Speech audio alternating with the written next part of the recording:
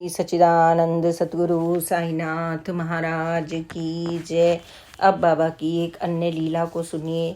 वामन राव को अपने सतगुरु साईनाथ का मिलना।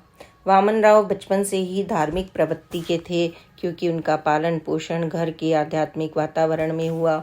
उन्होंने कम आयु में ही राम रक्षा सूत्र, श्री विष्णु सहस्त्र नाम और आदित्य हृदय सूत्र का उच्चारण करना सीख लिया था। कॉलेज में उच्च शिक्षा ग्रहण करने के क्रम में वामन राव की नियमित पूजा अर्चना करने में रुचि कम हो गई और उन्होंने शास्त्र पद्धति के अनुसार धार्मिक अनुष्ठान करने बंद कर दिए।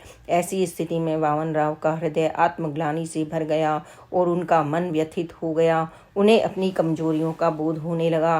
वामन राव के भीतर आत्म मंथन के अंकुर फूटने लगे। उन्होंने प्रातःकाल स्नान के पश्चात और रात्रि में शयन के पूर्व स्तोत्रों का जप आरंभ कर दिया। उन्होंने श्रीमद् भागवत गीता का पारायण आरंभ किया, जिससे उनका मन शांत हो गया। उनकी पठन पाठन में बहुत रुचि थी। उनका ऐसा मानना था कि संन्यास मार्ग का चयन कर ब्रह्म ज्ञान की प्राप्ति संभव है।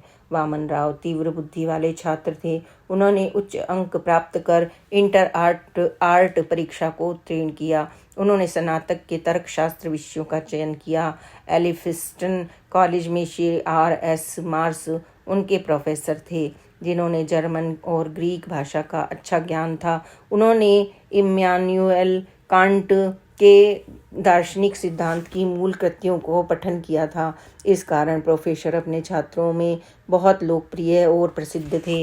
वामन राव ने कांट तर्कशास्त्र को पूर्ण लगन से पढ़ा, जिस कारण उनका मन पुनः अशांत हो गया।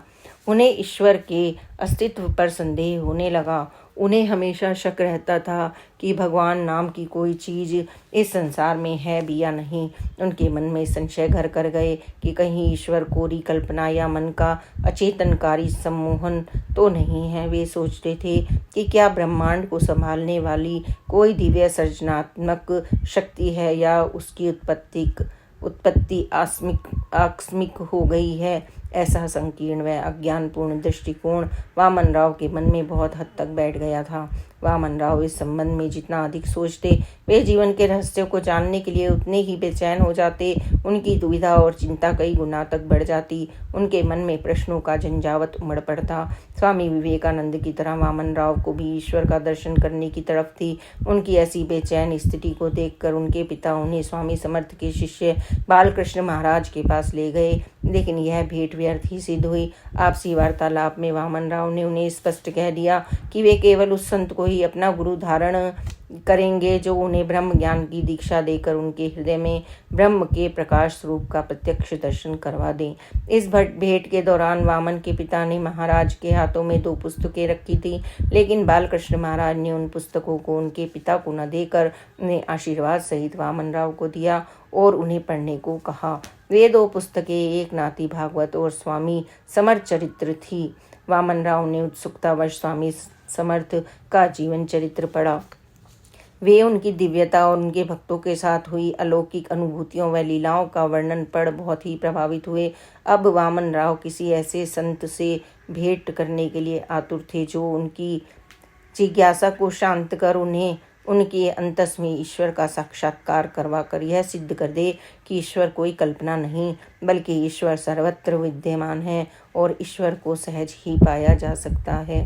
वामन राव के पिता ने उन्हें शिरडी भेजकर उनकी इस दुविधा का भी समाधान किया, जहां बाबा ने उनके अंतर्जगत में परमात्मा का दर्शन करवा उनके जीवन में महान परिवर्तन कर उनमें शिष्यत्व की दिव्य मिठास को भर दिया।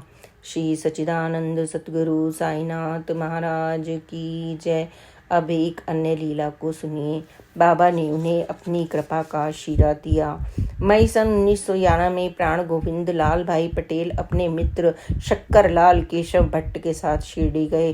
उन्होंने साईं बाबा की दिव्यता, श्रेष्ठता और रूहानी नियामतों का महात्म्य श्रवण किया था कि किस प्रकार साईं उन्मत्त भाव से भक्तों पर अपनी कृपा और करुणा का दिव्य प्रसाद लुटाते हैं। वे भी साईं का अलौकिक सानिध्य पाकर अपनी आत्मा को आह्लादित करना चाहते थे।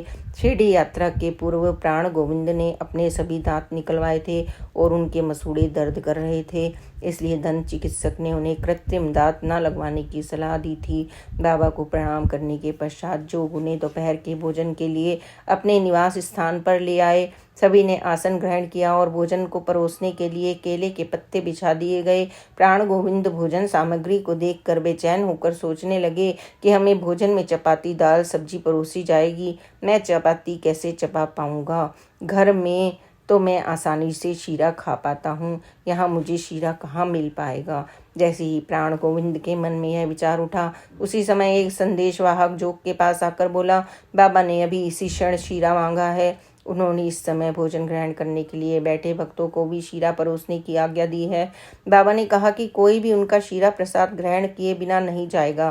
प्राण गोविंद को साईं की सर्व अंतर्यामिता का प्रमाण मिल गया और उनके मन में साईं चरणों में हजारों सजदे उमड़ पड़े। निसंदेह साईं की सर्वज्ञता ही थी। वे भूत, वर्तमान और भविष्य सब जानते थे। यह जानना इस धरा पर मौजूद किसी भी साधारण व्यक्ति के सामर्थ्य में नहीं है, फिर चाहे वह कितना ही प्रशिक्षित, विद्वान और बुद्धिमान क्यों न हो। चूँकि ब्रह्मनिष्ठ सद्गुरु ईश्वर के साथ इकमिक होते हैं, इसलिए वे जानते हैं क्या हो रहा है और क्या होगा। शक्करलाल ने भी बाबा की दिव्यता का अनुभव किया। बहुत समय से उनकी एक टांग में पंगुता थी, लंगड़ा कर चलने में उन्हें कठिनाई होती थी। वे अक्सर गिर जाते थे। वापस घर जाते समय वे दोनों कोपर गांव में पैदल ही चल रहे थे, तब शक्करलाल लड़खड़ाकर गिर पड़े। जब वे उठे तो उनका लंगड़ापन चमत्कारिक ढंग से दूर हो गया। बाबा की अनुकंपा का अनुभव करने के पश्चात प्राण गोविंद उनसे बहुत प्रभावित हुए।